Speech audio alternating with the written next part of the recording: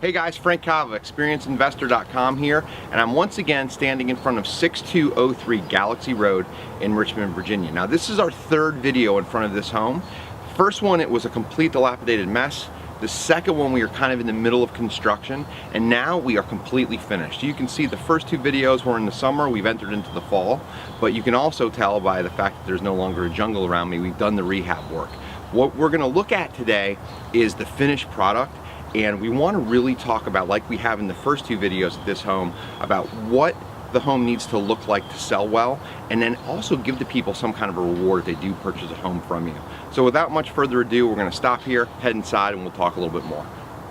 Okay, so now we're inside the home, and what I want to talk to you today about is a few things. First of all, it's how did we go from where we started to where we are? And then, from when we get to a finished place, how do we take it from a finished place to actually getting a sale and getting a very happy person that's going to buy the home? So let's just talk about what's behind me. It's pretty obvious, right? I'm standing in front of a very cool architectural feature.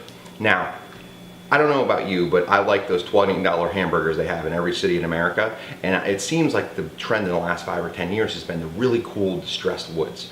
So what I've talked about more than one time is I have people on staff or that I trust that work as independent contractors who are very, very, very smart.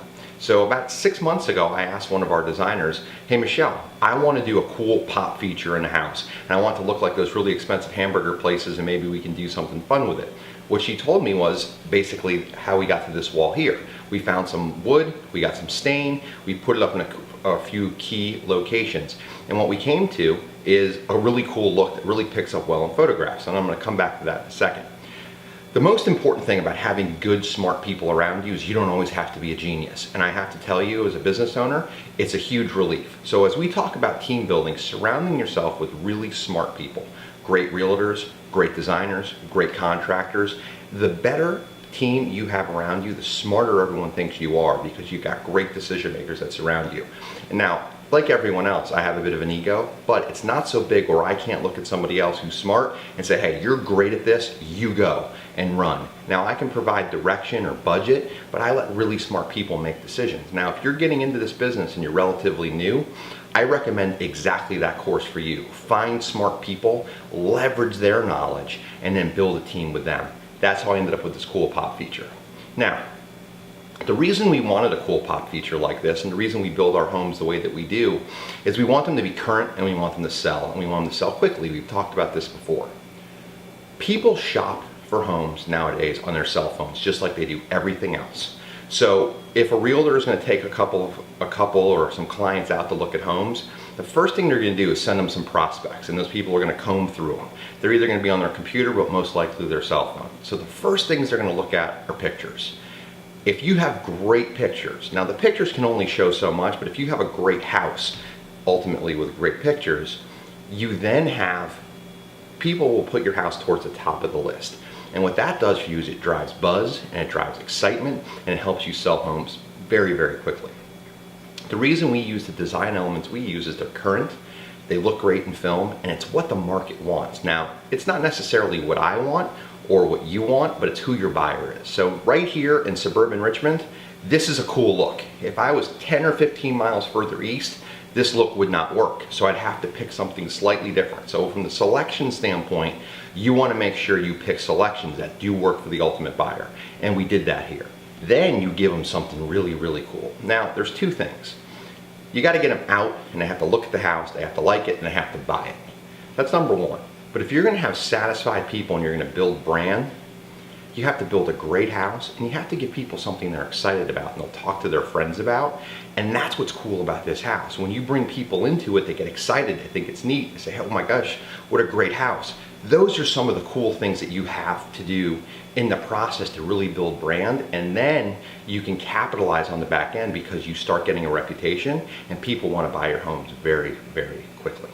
Now, how does this all work to economics, right? I've told you many times, I'm not a hobbyist, I'm a pro. So the difference between being a hobbyist and a pro is you don't exactly have the layout, or you don't make as much money on it, or it's not a repeatable process. We have those things in place. But what we like to do is have these kind of features, the things that really stand out and will drive the market to us. And the reason we do that is because from an economic standpoint for us, we would rather sell a house in 3 or 4 days, get that money out, and put it into another property than have to sit on a house. There is huge drag on you personally and your business if you have to carry a home. So there's all kinds of stuff. Mowing the grass. If it snows, you have to shovel everything, or you have to have someone do it. You have to pay utilities, taxes. All of that stuff just drains on the bottom line. So what we like to do is price our homes to market at the right price, as we've discussed before, make it so they're irresistible to the market, give people more than they think they should be getting for the money, and then drive the market to us with good photographs and a great project. And if we have those elements, it sells fast, we make more money and can get out pretty quickly. What we're going to talk about in the rest of this home is the features that we talked about up front, right? We said what's going to sell it is going to be a really cool kitchen and this area. And we've redesigned all this to make it flow better. We've also given it a really, really nice owner suite. We've given it a very updated hall bath. Now what you're going to notice in the befores and afters with the hall bath, it's exactly the same layout. All we changed was just the tile. So that's kind of the process that you go through here, is what is the exit strategy? We talked about that. You think about it up front, and then you work backwards until you get to a point where you have a finished product. So that is the strategy. Now let me give you some of the specifics and particulars of this house. When we were buying this home, this house came from a direct mail piece. We bought the house for just under $80,000, which is a pretty good price. When we were comping this property out, meaning looking at comparable values, we thought the home would sell. My sales staff thought the house would sell for about 180 grand. When they brought it to me in our Tuesday meeting, we're going through properties, I looked at it and I was like, you know what? I see an underserved segment of market here. I see up to 180 and then I see over 225. So I thought that if we really pushed the fixtures, we really pushed the finishes, and we made it look really, really nice inside, which I think we have with some of the finishes we've chosen, I thought we could push price. So cost per square foot, I thought we'd be really doing great if it was over 220. So that being the case, we strove for the finishes that we have, and we listed it on the market at $234,900. We sold it in a weekend, 3 days. We had multiple people interested, and we drove a sale very quickly because you cannot find this home for this price around here. Now, cost per foot of this house is much more expensive than anything it competes against, but there are comps that are higher, 250 to over 300, that are close by.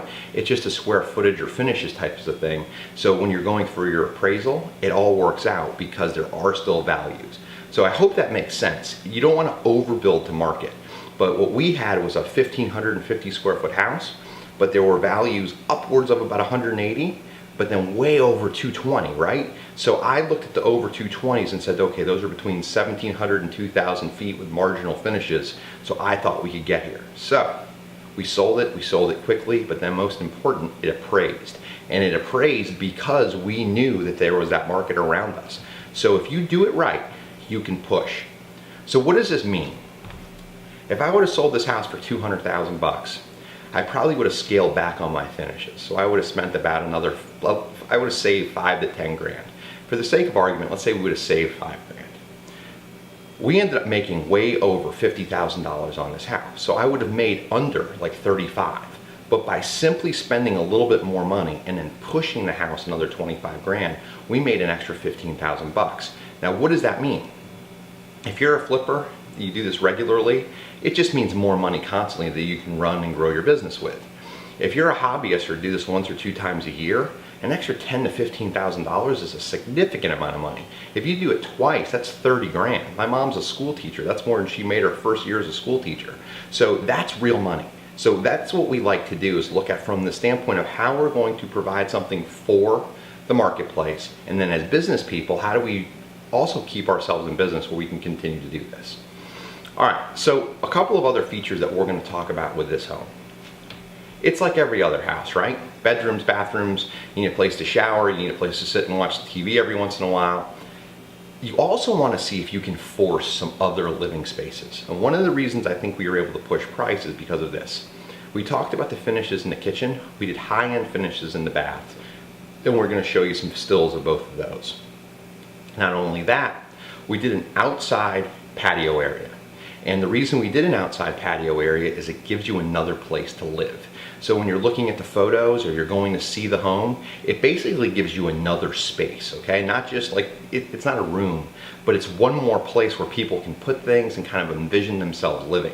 So for a very inexpensive price, you can dress up an exterior space, and then if you dress that exterior space up, it gives you inherent value that gets people excited about buying the house. Now, it's very hard to relate value to that exterior space, but it does create emotion. And when you drive emotion up, what happens in a lot of instances is you can get a quicker sale for more money.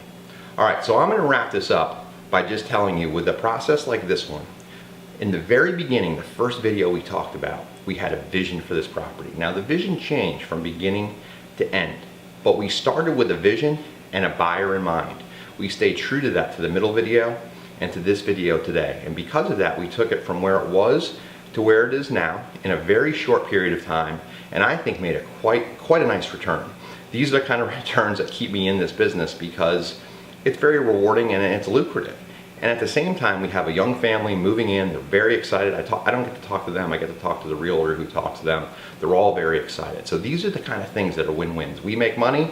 They have a great house they're going to enjoy for years. And we build a reputation as a builder and a redeveloper. And that's what's exciting to me. So until next time, I'm signing off. Frank Cava, experiencedinvestor.com.